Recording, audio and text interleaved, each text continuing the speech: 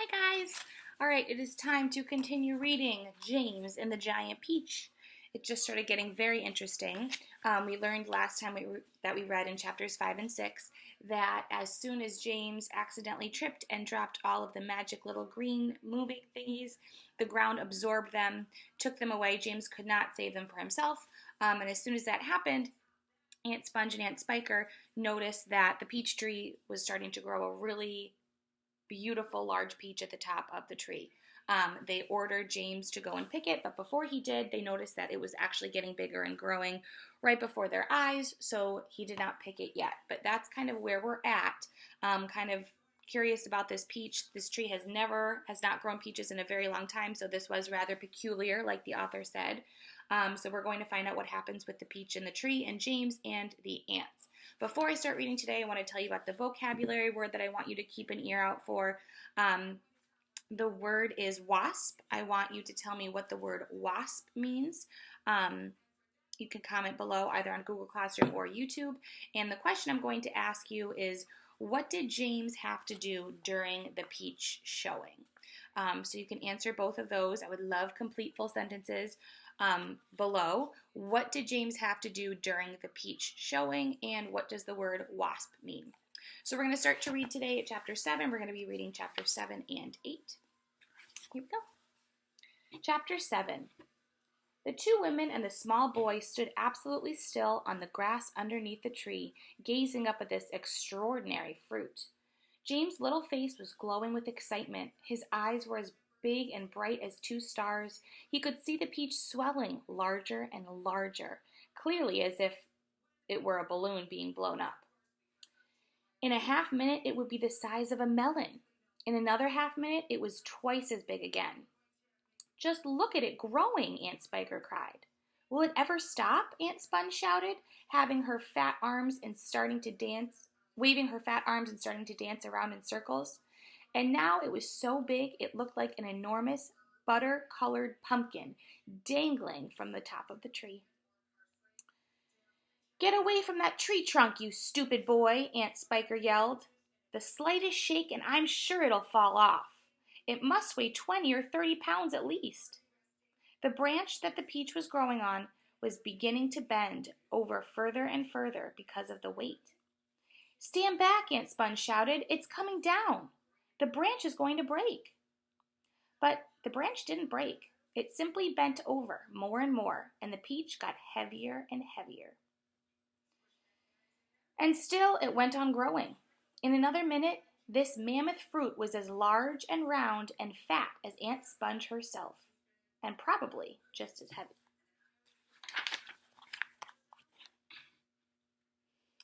It has to stop now, Aunt Spiker yelled. It can't go on forever. But it didn't stop. Soon it was the size of a small car and reached halfway to the ground. Both aunts were now hopping around and around the tree, clapping their hands and shouting all sorts of silly things in their excitement. Hallelujah! Aunt Spiker shouted. What a peach! What a peach! Terrifico! Aunt Sponge cried out. Magnifico! Splendifico! And what a meal! It's still growing. I know. As for James, he was so spellbound by the whole thing that he could only stand and stare and murmur quietly to himself, Oh, isn't it beautiful? It's the most beautiful thing I've ever seen. Shut up, you little twerp, Aunt Spiker snapped, happening to overhear him. It's none of your business.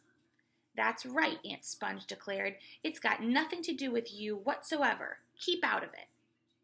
Look, Aunt Spiker shouted. It's growing faster than ever now. It's speeding up. I see it, Spiker. Oh, I do. Bigger and bigger grew the peach. Bigger and bigger. So this is what the peach looks like right now. And if you can see, the ants and James are right down here. So that's a pretty big peach. Then at last, when it had become nearly as tall as the tree that it was growing on, as tall and wide, in fact, as a small house, the bottom part of the peach gently touched the ground, and there it rested. It can't fall off now, Aunt Sponge shouted. It stopped growing, Aunt Spiker cried.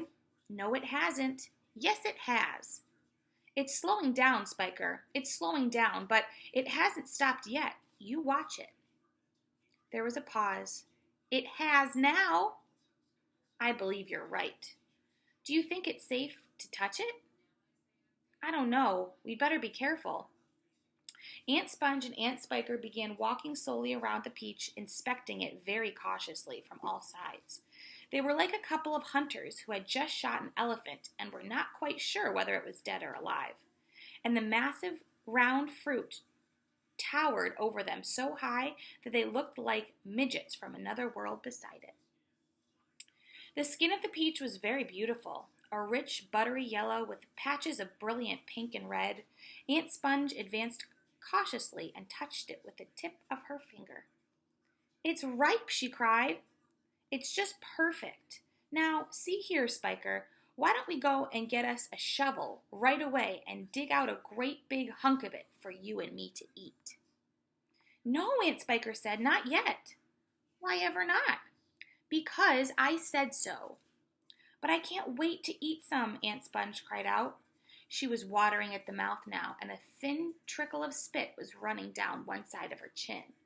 My dear Sponge, Aunt Spiker said slowly, winking at her sister and smiling a sly, thin-lipped smile. There's a pile of money to be made out of this, if only we can handle it right. You wait and see. That's the end of chapter 7. So again, this is how big the peach is. It kept growing and growing and growing until Aunt Sponge, Aunt Spiker, and James were just really, really teeny right next to it. So let's see how they're going to make some money off of this. Chapter 8. The news that a peach almost as big as a house had suddenly appeared in someone's garden spread like wild... The news that a peach almost as big as a house had suddenly appeared in someone's garden spread like wildfire across the countryside, and the next day a stream of people came scrambling up the hill to gaze upon this marvel.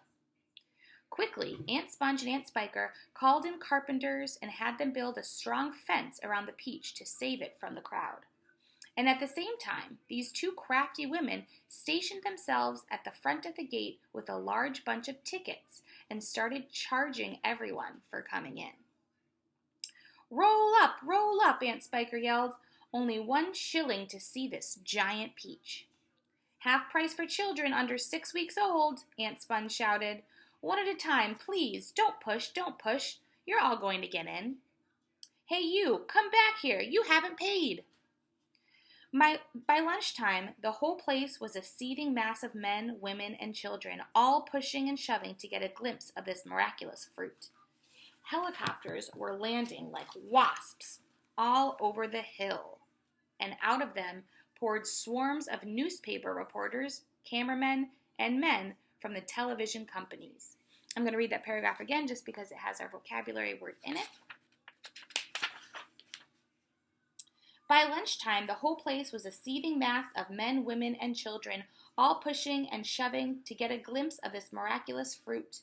Helicopters were landing like wasps all over the hill, and out of them poured swarms of newspaper reporters, cameramen, and men from the television companies.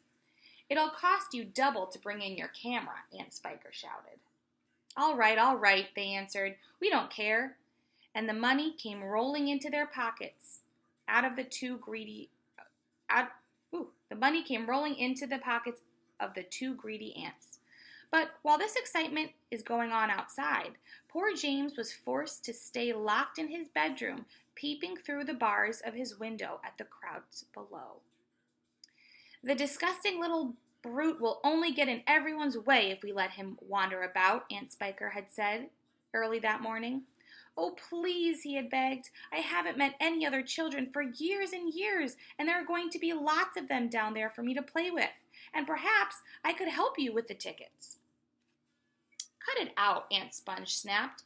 Your Aunt Spiker and I are about to become millionaires, and the last thing we want is the likes of you messing things up and getting in the way. Later, when the evening of the first day came in and the people had all gone home, the aunts unlocked James's door and ordered him to go outside and pick up all the banana skins and orange peels and bits of paper that the crowd had left behind. "Could I please have something to eat first?" he asked. "I haven't had a thing all day." "No," they shouted, kicking him out the door. "We're too busy to make food. We are counting our money." "But it's dark," cried James. "Get out," they yelled, "and stay out until you've cleaned up the mess." The door slammed. The key turned in the lock. That's the end of chapter 8. So once again, the two things I asked you at the beginning was to tell me what you think the word wasp means based on our reading, and also to tell me what James had to do during the peach showing. If you'd like to tell me your predictions for the next part of the book, I would love that as well. You can tell me in the comments below on Google Classroom or YouTube. And I hope that you can join me tomorrow live to read the next 2 chapters. If you can't, you can go on to YouTube or Google Classroom, and I will be posting me reading it there as well. All right, I'll see you then. Bye, guys.